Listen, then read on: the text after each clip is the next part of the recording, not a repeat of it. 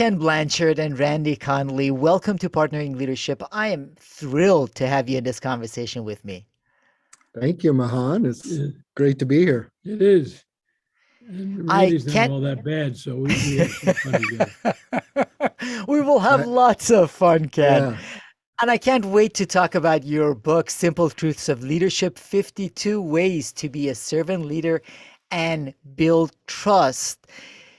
Now, before we get to that, I do have to tell you, Randy, that for most of my life, I have been studying Ken's work. 1 Minute Manager will be celebrating 40 years, more than 15 million Mm, copies sold. So there's been so much significant impact, whether it's on leadership from your perspective, Ken, servant leadership. And Randy, you have really contributed with respect to trust and the mhm. role trust plays in that leadership. But before we get to any of that, would love to know first, Ken, whereabouts did you grow up? And how did your upbringing impact the kind of person you've become? Well, I grew up in New Rochelle, New York, right outside of New York City. And my dad retired as a rear admiral in the Navy. But he didn't think it made sense for my sister and I to be moving around the country. So after the war, he just either got signed in the New York area for a couple of years or the Washington, Norfolk area, and he would commute on weekends. And my mom and dad had quite an impact on me. I never forget, I won the president of the seventh grade at New Rochelle in the junior high school. And I came home and I was all pumped up. And my dad said, Ken, your leadership training begins now. Now that you're president, don't ever use your position. He said, great leaders are great because people trust and respect them, not because they have power. And he said, it's a myth in the military. It's my way or the highway. Sure, in battle, somebody's got to call the shots. But if you acted like you were a big deal over your men, he said they'd shoot you before the enemy. And my mom, she was quite a gal. She said to me, now, Ken, don't you ever act like you're better than anybody else, but don't you let anybody else act like they're better than you. God didn't make any junk. There's a pearl of goodness in every human being. Dig for it. And so those two things really resonated with me, which is that power doesn't mean anything in leadership. It's how your people respond to you and to realize that there's goodness in everybody. And you have been such a great messenger of that over the years, Ken. How did your upbringing impact you, Randy? Whereabouts did you grow up? Yeah. Well, I'm originally from Michigan. Go Blue, big University of Michigan fan. But I grew up in Southern California, in San Diego. I moved out here when I was 9 years old. I was really kind of the poster boy for the 70s latchkey kid. My mother was divorced, single parent. Um, I had a younger sister. I have three older siblings, but they were sort of out of the house before myself and my younger sister came along. And we had sort of a sparse upbringing. My mother was a cashier at a grocery store, and we were on and off welfare, social help for a number of years, and she eventually became a secretary. And she was a huge role model for me because no matter what circumstances came her way, she kept providing for the family. You talk about a model of trust. I never had any doubt that I would be taken care of. And her work ethic, I think, really inspired me. I remember when I was a freshman in high school and she was still cashiering at the time, I would take the weekly flyer for her market that had all of the products on sale, and I would quiz her, on the prices. This was back in the day when you still had manual cash registers, right? And the cashiers had to memorize the price. There was no scanning the barcodes, and so I'd quiz her. I'd say, what about a Campbell's tomato soup, and she'd say 25 cents or, green, what's the green giant, green beans, and she'd rattle off the price. And so just her work ethic and perseverance was a big inspiration to me. And then I think as I I became a Christian when I was 15, and pastors in my church, they were really my early role models for leadership, particularly servant leadership. And they afforded me a lot of early opportunities to exercise my gifts in leadership. And so that was really the big influences on me. And then, And of that's course, one. this guy here, as I was finishing up my bachelor's degree, his textbook that he co-wrote with Paul Hersey, Management of Organizational Behavior, was one of my primary books. And I remember reading about situational leadership thinking, wow, I really identify with this.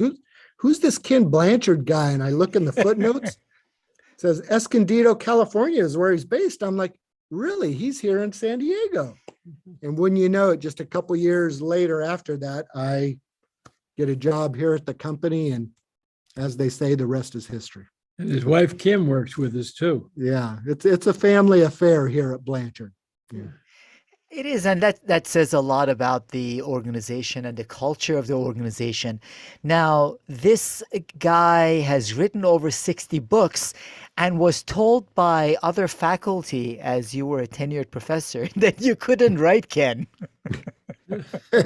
He still can. He relies on others like us to carry him along. I think it was Wink, wink. too simplistic. They like the esoteric, you know. I remember they asked for an analogy in a paper I was writing, and I said it went over like a pregnant high jumper. And the professor said, please, let's not be facetious. I had to look up what facetious meant. Ken, actually, that's one of the reasons I love your books and this book that you have co-written with Randy, because it's not confusing frameworks with 18 different steps of twisted turns of words that you have to look up in the dictionary to understand. Mhm. It's common sense principles. However, as you also say in the introduction to the book, they are common sense principles that are seldom used. Why is that? Why is it that for 40 plus years you've been talking about this approach to leadership, which truly the leader sees herself or himself as serving their team, has become part of the language that leaders use, but has not become part of the behaviors of leaders? I think the big reason, Mahan, is that most people in leadership positions don't feel comfortable with who they are. I find that the biggest problem is leaders who act like I'm okay, you're not, you know, and remember that book, you know, with that title, and the author said that people that acted like that were really covering up not okay feelings about themselves. And I think that the reason why a lot of people don't use this is that they're protective of their position power because they think that the people might find out that they don't know everything. Where somebody, you know, Jim Collins said that, you know, one of the key two elements of great leadership is humility. And a lot of people thought that was a weakness. And yet I think it was C.S. Lewis or Rick Warren or myself that said that people with humility don't think less of themselves. They just think about themselves less. And I think that the people who are really good servant leaders are people who are comfortable with who they are, and they realize that they're nothing without their people. And so if they ask them, you know, why are you a servant leader? You say, because I got great people. Why would I be anything else? And they make their people feel like they're important. And I think that's so key to effective leadership. So we've even started, though, an Egos Anonymous program, you know, a 12-step program, because the human ego is the biggest problem, either with false pride, where you think you're more than, but that's when you're covering up not okay feelings, or fear or self-doubt when you have negative feelings about yourself. And so one of the things when we do any coaching and all is to get people to realize God didn't make any junk, and you got a lot of special skills, but probably not all the skills you need to have an effective team. So you need your people. Yeah, I think building on that, Mahan, you know, you referred to it just a moment ago when you were saying one of the things you liked about the book is it's not 18 models of this and 47 steps of that and all this.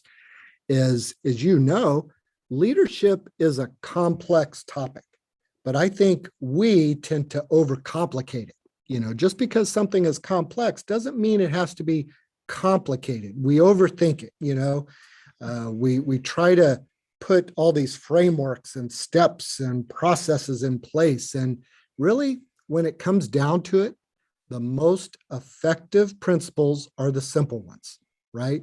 What do sports teams do? They practice the fundamentals every single day, right? They keep going back to the fundamentals.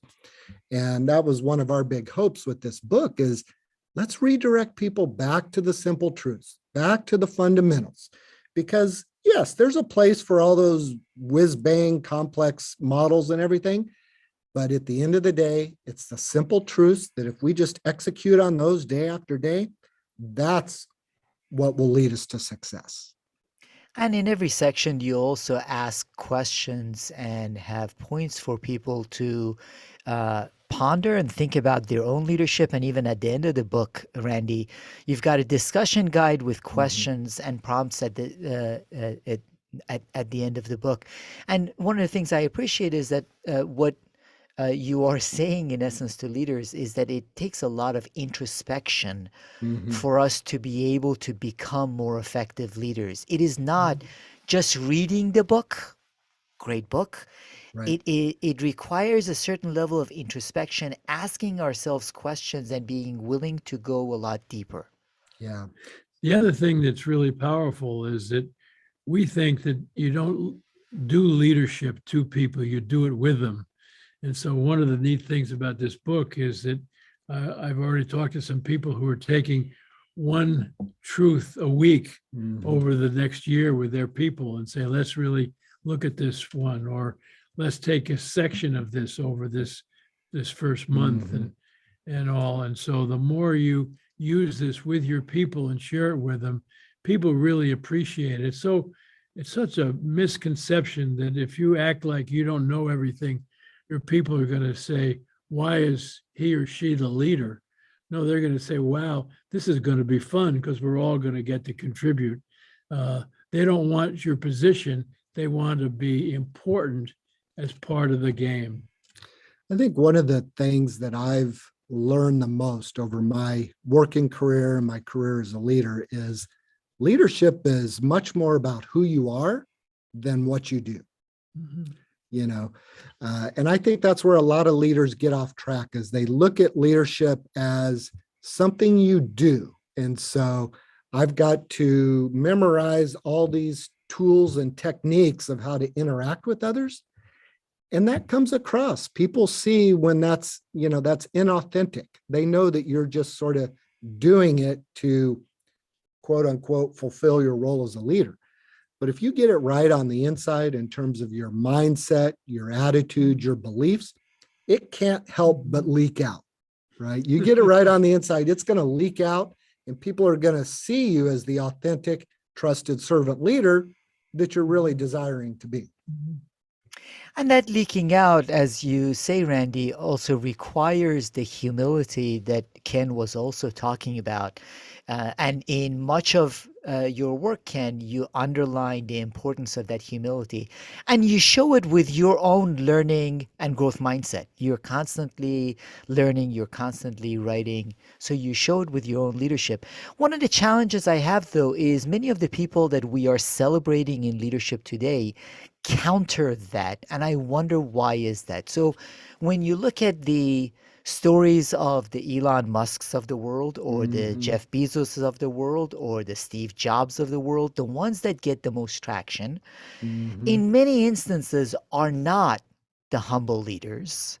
They are the ones that say, I'm going to change the world, in their view, for the better. And we celebrate that. So some of the narrative is running counter to what your books and what I tell leaders with respect to humility. They say, wait a minute, these people that are having all this success, they have everything except humility. Right. Yeah. Right. Well, as a country, we like superstars, we like the quarterbacks, and we like the people that score the most points and all. But in the reality, the real winning teams in the long run are made up of a whole group of people, and maybe somebody's a superstar, but even Jobs, he would get out of the way, of his people who knew what they were doing, and they kind of let him spout off. Well, in the background, they were doing the job. Yeah, I think the superstar leaders that we see, in the press and that seem to get all the headlines, I think they tap into that shadow side of our humanness, which is ego, right? Pride. We want to be the superstar. We all, most of us crave, what others have. We always want more, right? Life seems to be, the constant pursuit of more. The old bumper sticker, right? He who dies with the most toys wins. Well, you're still dead and your toys aren't doing you any good when you're dead, right? So, as I said earlier, leadership for us, from our viewpoint, and I think from yours too, Mahan, it's much more about the heart. It's much more about the act of service. I had a really fun time when I wrote a book with Don Shula, winning his coach in the game, and he was really interesting, and he was tough and sweet, at the same time. And I remember I spoke at his 80th birthday party with Larry Zonka and Greasy and Larry Little and Jim Tunney, the official, and they said that Shula could change his attitude in a moment, because Zonka was saying he was going around a wide round end, and he said, "What's a 240-pound fullback, doing an end around?" But I saw this guy coming to tackle me, and he had done me a dirty deed in college, and so I hit him with a right uppercut that would knock any heavyweight out. As I went off the field, Shula said, "Zonk," he said, "that was one of the greatest hits I've ever seen." And one of the coaches is tapping him on the shoulder. He said, "Coach, there's a penalty flag." He said, "For what?" "Roughing the defender." He said, "How could you be so stupid?" So it's different strokes for different folks in situations, but he was a love. Yeah, and Don Shula had some of that attitude. A lot of the people that you've highlighted over the years have had this attitude of love for their people, Ken. So I would love to touch on that. I mean, you wrote a book with Colleen Barrett of Southwest, Lead with Love. Truett Cathy, I just had a conversation with their chief marketing officer, had worked with Truett for many years and talked about the love and compassion that Truett had. Gary Ridge at WD-40. So love seems to be a common theme of much of your work, including you touch on it in this book, saying love is the answer. How is love the answer in leadership? Well, it's interesting. A lot of people think the reason for being in business is to make profit. And I argue, and I've seen it live, is that profit is the applause you get for creating a motivating environment for your people, which is where you show love to them and respect for them and train them and all that. And if you take care of your people, they go out of the way to take care of the second most important customer, the people who use your products and services. And then they become a raving fan of your company and part of your sales force. And that takes care of the bottom line. And so I think that's what's really so important. The great leaders realize that if they love on and they take care of their people, the people go out of the way to take care of the customers, and that takes care of the organization. Yeah, I think for years, love has been that 4-letter word that people have been afraid to say in the workplace. And I think part of it stems from a misconception about what love is. I think the English language is a little limiting in the word love. If you look at like the Greek language, there's multiple words for love, right? There's eros, which is the romantic kind of love. There's phileo, which is the brotherly kind of love. Agape, which is the benevolent kind of love. And that's really the love that we're talking about, right? It's like we love our family members, right? We don't always like them, right? There's times they get on our nerves, right? Sometimes we wish they didn't come over for Thanksgiving dinner or whatever, but we still love them, right? Why is it wrong for leaders to love their people? Why is that some sort of taboo to say, I care about you. I want what's best for you. Yes, there's times you drive me crazy. Yes, you do things that may be wrong or misguided, but you're part of my team, right? I love you. I want you here. I'm going to do what's best so that we're all succeeding, right? That's right. Yeah. That's beautifully said, Randy. One of the leaders I worked for, and I would tell people even when I was working for him, he was the chief operating officer and also then the CEO of Dale Carnegie, Ken. They were such incredible human beings, and I would tell people that I loved them and I would do anything for them. Back when I worked for Dale Carnegie, people thought, maybe he's saying this because he is working for these two guys. I still feel the same way, and Sure. that is when you have that love and that passion, it's much stronger than the intellectual commitments that we only ask of people. Yes. So, and to your point, Randy, and to Ken's point, in part it's because they share genuine love with me, right? Yes. So Yeah. because part of what you say, even with respect to trust, Randy, you touch on the fact that leaders need to go first with Mhm. trust. Yes. Same way Yes. with love. Yeah. Yeah. And that's because trust inherently involves a risk. If there's not a risk involved, then there's really no need for trust, right? If you're putting your safety on the line, your emotional safety, your physical safety, your money, your time, whatever it may be, and there's a chance that someone may not reciprocate or may do something to harm you, trust is involved. And I've seen too many leaders who think just by virtue of their title or their position in the organization, hey, my people should trust me. I'm the leader, right? That's why I was put in this role. No, you have to extend trust to your people. You have to first show you trust them. And when they see that through the behaviors that you use, trust is behaviorally based. It's all about what you do, what you say, how you communicate. When they see leaders extending trust, then that in turn gives them the freedom and the permission to say, yeah, this person is trusting me. I want to reciprocate and trust them back. So it involves risk. If there's no risk involved, there's no need for trust. Now, Ken, when you look at that, you also mentioned the fact that uh, servant leaders love feedback. Randy says fear is the enemy of trust. And what I find is that a lot of times team members fear giving feedback to their leaders for a whole host of reasons because we have a tough time taking feedback, all of us. It's hard even when I'm having conversations with my beautiful bride of 20 plus years, giving the slightest feedback or getting the slightest feedback, it's hard, it's Yeah. difficult.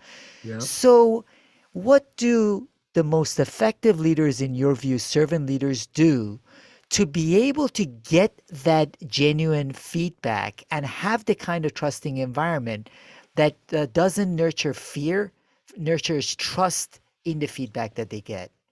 Well, first of all, a colleague of mine, Rick Tate, said it well. He said, feedback is the breakfast of champions. And the best way to get feedback is to tell your people, I need your help and I need your feedback. And if you see that I'm going in a different direction or we should do it, I need to hear from you, and you're never going to get punished for giving me feedback. In fact, the first thing I'm going to say is thank you. And then I'm going to say, can you tell me more? So be out front that you want feedback and you receive it. And if you think that I get defensive at some point, tell me, Ken, you're getting defensive here. Be honest with me and I'll be honest with you. that's that give and take Yeah. thing Yeah. that really builds trust.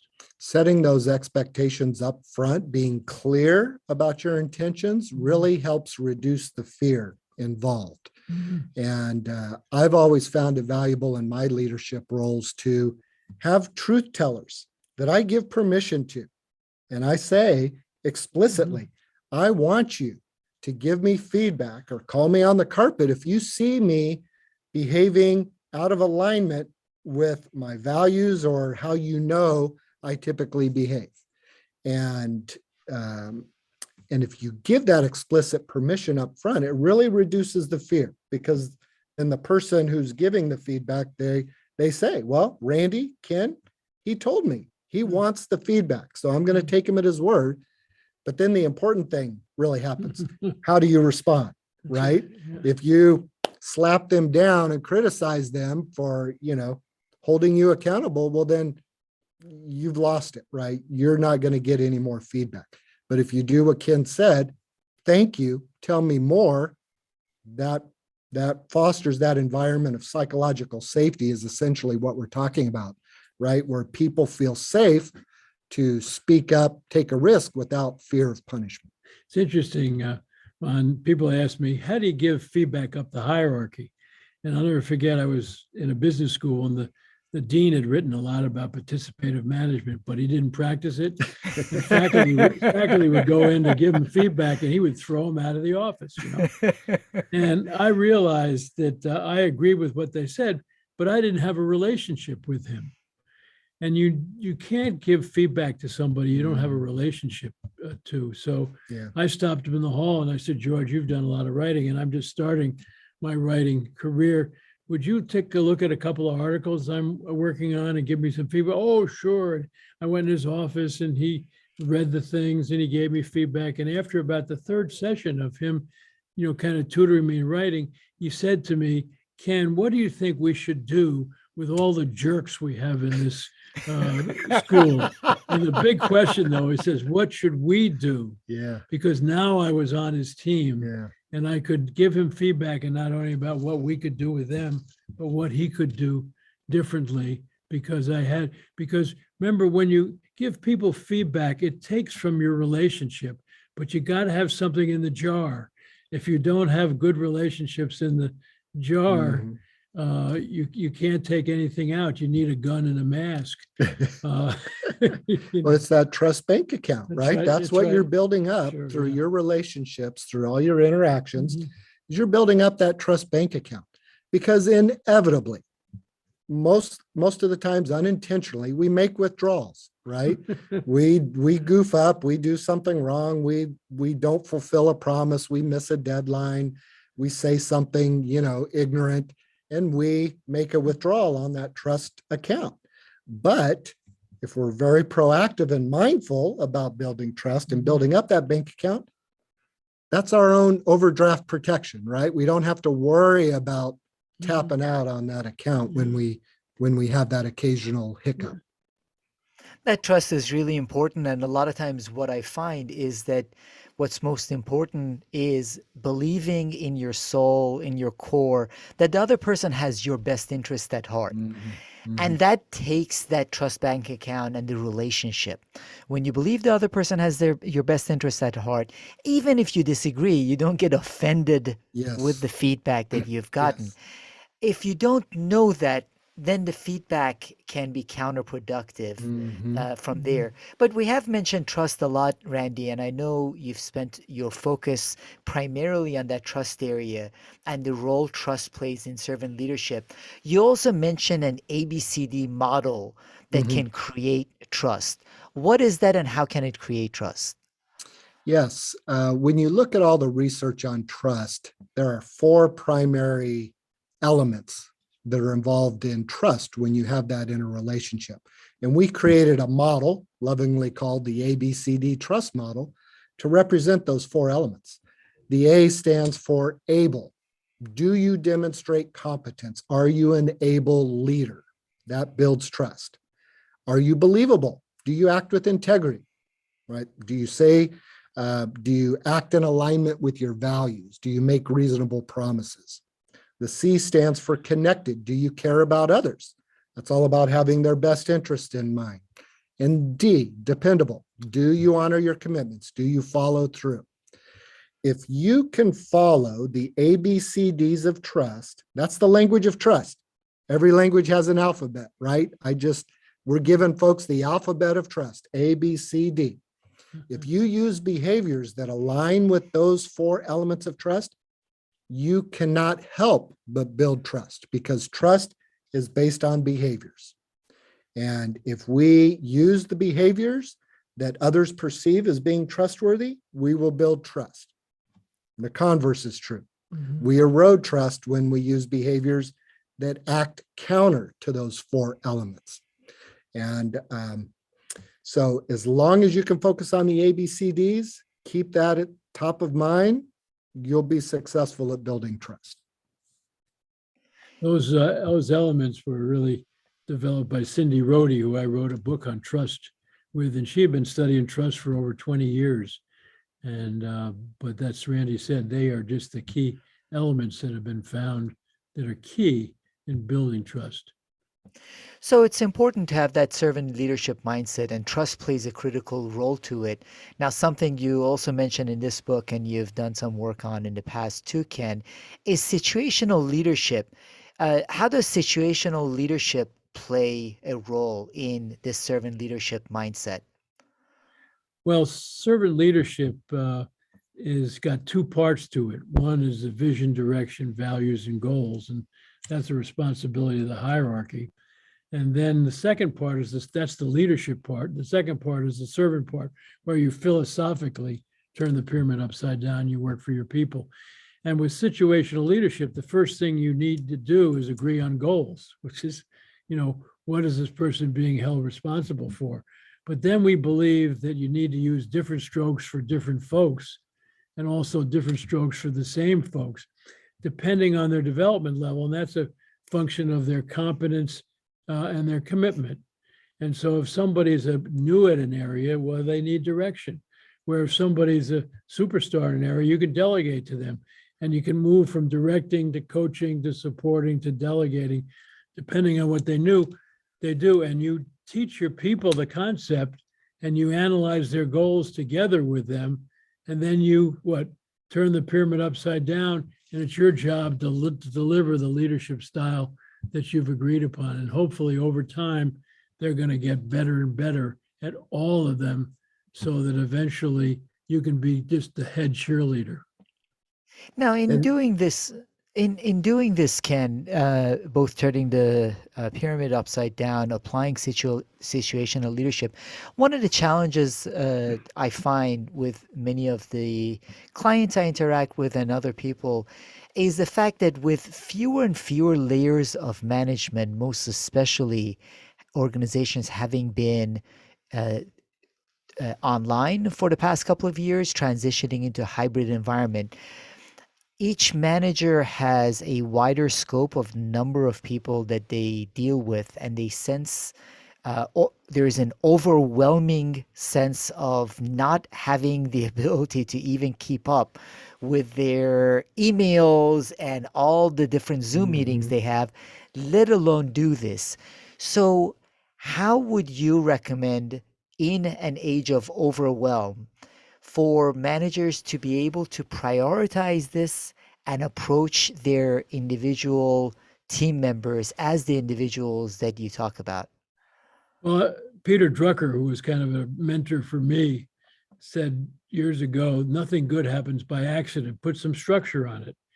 And so one of the things that we do with our clients is we suggest that they have one-on-one meetings with each of their direct reports for 15 to 30 minutes once every 2 weeks. And the manager schedules the meeting, but the direct report sets the agenda. And if you met with your people, 26 times a year, we say the meeting shouldn't go more than a half hour, you would really know what's going on with them. And you could have meetings in between, but you have some structure on it.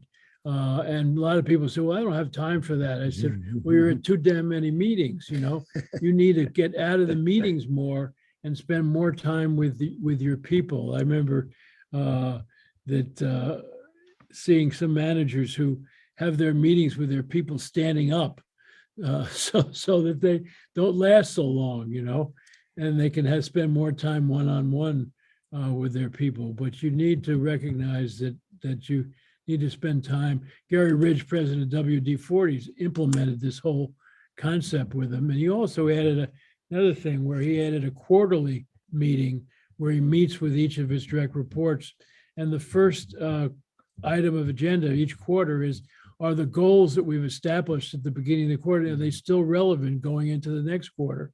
Because a lot of times people will set goals in the beginning of the year and then they file them and nobody looks at them until the end of the year. And they say, got performance review coming up, and they're running around trying to find the damn goals. And so they can change their goals all the way up to the beginning of the fourth quarter. Then they have a report card that says first quarter, second quarter, third quarter, fourth quarter, overall performance. And the direct report comes to that meeting and gives their boss their report card, and they give themselves an A, a B, or a C on each of their goals that they've agreed upon. There's no D's or F's. And it's the job of the manager to agree or disagree. They might say, no, I don't think that's quite an A. It's a good solid B, but let's talk about how we can make it an A. And, or you might rate yourself down. That's not a C, it's a B. How are we going to get that up there? And Gary got really excited because he was we have a master's degree program at the University of San Diego, a Master of Science in Executive Leadership. And he was in our first cohort over 20 years ago. And I told that when I was a college professor for 10 years, I gave the final exam the first day of class. And the faculty would say, what are you doing? I'd say, I'm confused. They say, you acted. I said, I thought we were supposed to teach these kids. You are, but don't give them the questions in the final. And I'd say, not am I going to give them the questions in the final. What do you think I'm going to do all semester? I'm going to teach them the answers. So when they get to the final exam, they get A. Life's about getting A's. And so Gary and I wrote a book about his philosophy at WD-40 called Help People Win at Work. And the subtitle is powerful, a business philosophy called Don't Mark My Paper, Help Me Get an A. And the last time they took the score, WD-40 had a 92% employee engagement score. I mean, Wow. you don't get scores like that, but it's providing some structure to make sure your good intentions, as Drucker said, are put together to some structure. I think, Mahan, sometimes people think just because something's simple means it's easy. That's not always the truth, right? Even the simple truths we talk about in our book, they're common sense. One of the reasons why they're not common practice, I think, is because it takes effort. It takes work. And so using SL2 with your team members, being a situational leader, yeah, it does take a little time and effort up front, right? To learn the approach, to train your folks in it, to get going in that philosophy and that methodology.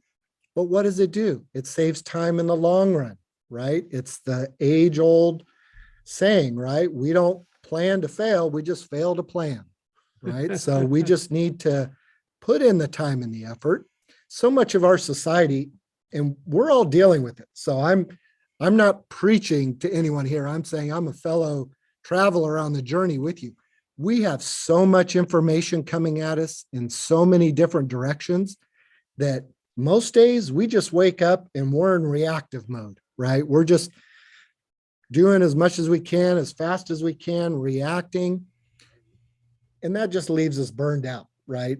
After a certain period of time. We have to be much more proactive, intentional about what we're doing, set up those systems, those processes so that it works for us rather than us being a slave to our calendar or email. Let's make it work for us, right? And that takes time, takes effort, but it's doable. There are these habits and practices that are really important, as you say, Randy. It's a little bit like I think about it for an individual or for myself.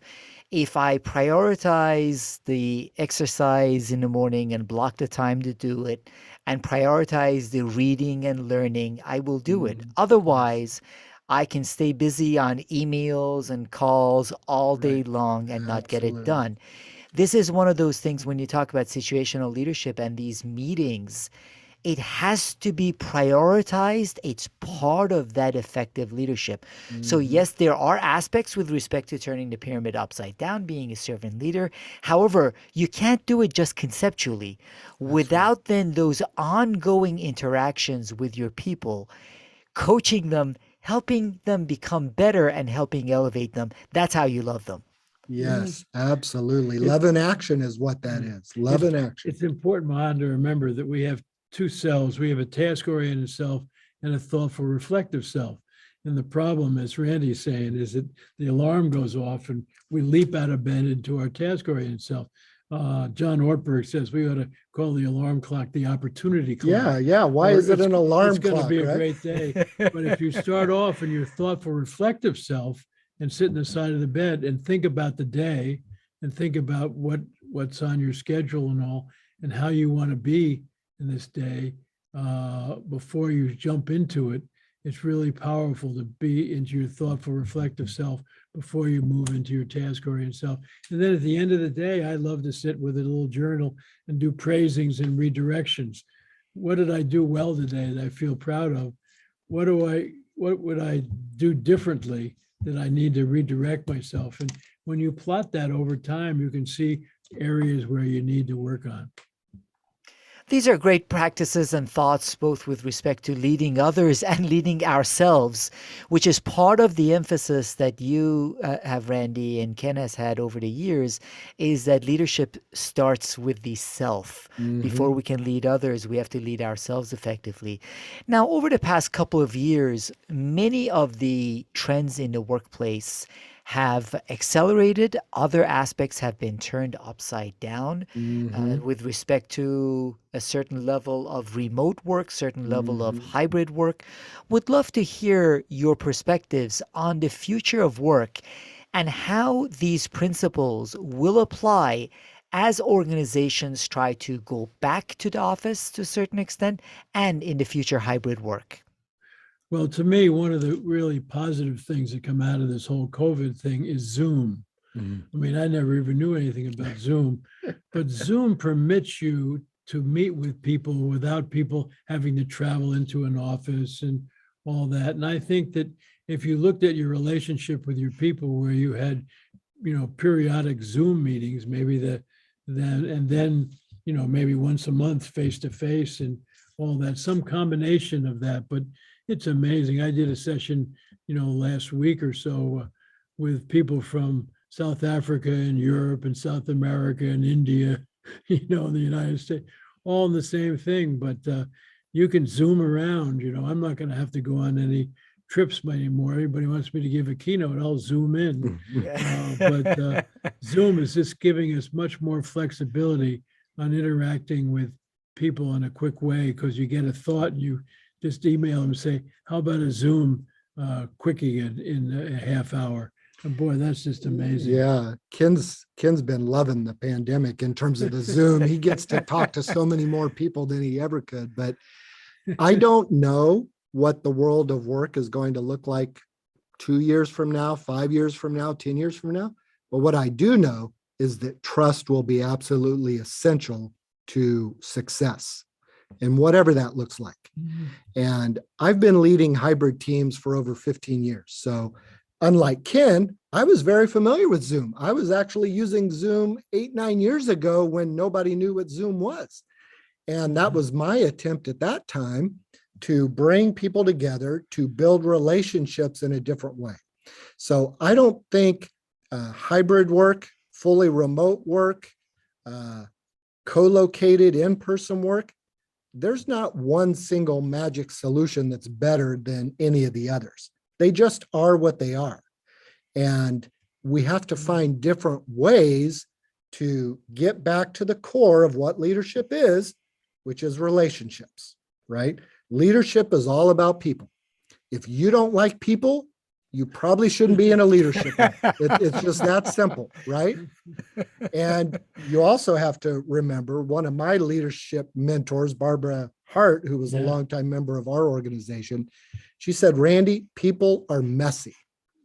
People are messy. We all come with a lot of gunk to the workplace, right? And if you don't enjoy people and leading people and building relationships with them, you should find a different line of work. But trust will be essential, whatever the future of work looks like. Finding new and creative ways to build relationships with people. And in this world of hybrid work, I think we're finding the most successful leaders are those who are very intentional. I meet a lot of leaders who say, I can't wait to get back in the office. This Zoom stuff is so impersonal. And I'm like, well, you're probably not trying very hard to find ways to make it more personal, right? So let's focus on the people. Let's focus on building trust with them. And I think we'll find our way to success. Mm-hmm. Oh, I love that, Randy. I was just having a conversation with Aaron Hurst, who wrote The Purpose Economy, and he makes fun of the virtual water coolers people try to do on Zoom. Yeah. Not because of them using Zoom. He says you have to be intentional. What is the Yeah. purpose of it? Yes. If you can find a way, whether it's through Zoom or otherwise, to increase that connection and that trust, by all means do it. Yeah. But don't just do something Right. because you heard someone else do it, or go back to the office place because that's the way you used to do it before. Now, in addition to the book, are there any leadership practices or resources you typically find yourself recommending to leaders wanting to improve themselves? Yeah. There's a whole host of things. You know the old saying that we're standing on the shoulders of those who came before us, right? I mean, Ken has built his work on others like Peter Drucker and, Dale Carnegie back in the early 20th century. And I'm building my work on Ken. So we're all standing on the shoulders of those who came before us. And I would direct people to a couple of different places. Our company website is a great resource, kenblanchard.com. You go there, we have a research and insights section that's got lots of free resources, not just Blanchard related, but also pointing you to other resources in the field of leadership. My blog, Leading with Trust, same thing. I feature lots of book reviews from other prominent thought leaders, articles on a wide variety of topics, mostly trust and leadership, but other topics as well. So I think those are a couple of good places to start. But we're both huge fans of, Simon Sinek's work, Jim Collins's work, Brene Brown, Marshall Goldsmith. Those are all fabulous folks that, we have drawn upon, and we're all talking about the same basic things, right? We all have our unique slants and approaches to things, but what we're talking about is leaders being of service to others, right? Serving the best interests of those that we're responsible for, and building high trust, high quality relationships. That's what it keeps coming back to. And that is what has, I know, contributed over the years to my own development. I know, Ken, you've also written books with Norman Vincent Peale, Zig Ziglar, these people whose tapes I used to listen to at the very beginning when I read Dale Carnegie's book before even getting involved in training and development. So we do stand on the shoulders of giants, and I appreciate you mentioning that, Randy, because in addition to all the great insights that you have shared on trust, and I appreciate that because I do agree with you that regardless of whether we are remote, hybrid, in person, that trust factor is critical in leadership. I do have to give a tip of a hat to a quote by Ken. He says, effective leadership is a transformational journey beginning with self. And Master Ken Blanchard, you have helped that transformational journey for this person for almost 40 years. I truly appreciate all the work you've done over the years, both in your writing, most especially in the example you have set on leadership. Thank you so much for this conversation. Ken Blanchard and Randy Conley. Thank you, Mahan. Mahan, we really enjoyed it, and I just want to learn from other people, and we've learned a lot just listening to you. My mother used to say, "Why don't you write some books by yourself?" Because I've written over 65 and only 2 by myself. One on golf. So many people helped my golf game. I didn't, and one my spiritual journey. But everybody else has always been co-authored because I love to work with others, and that's why it's fun to listen and be in a conversation with somebody who studied the field and is fascinated by it and interested like you. So you're the best. So thanks so much for having us. Yeah, absolutely. Thank you, Mahan. I appreciate that, Ken. So one final thought is that by itself is a reflection of you not having a very big ego, because any author with a big ego would have wanted a lot of books just in their own name. And you do have the name recognition and power to put out lots of books just in your name, and they would sell a lot. So Yeah. that's why I say it's not just the words that you write in your books, it's how you behave as a leader that supports those words. That's what I truly appreciate. Thank you so much. God bless. Thank you.